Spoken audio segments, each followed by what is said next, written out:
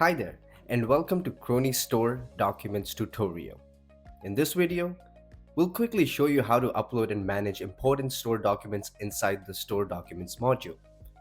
This helps keep all your store-related documents organized and easily accessible in one place. To access the section, head over to the Tools, Store Documents, or just use the Smart Search instead. Over here, you'll find multiple document folders already organized by category, including sales tax permits, tobacco license, liquor license, food manager, lottery permits, etc. Each category is designed to help you store documents in the correct location for easier management and tracking.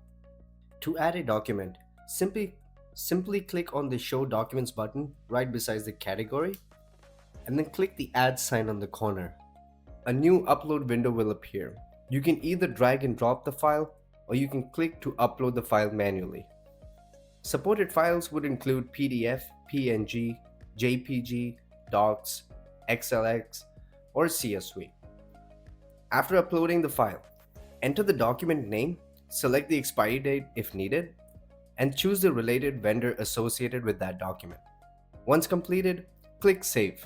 Your document will now be securely stored inside the selected category folder. And that's it for the Store Documents module.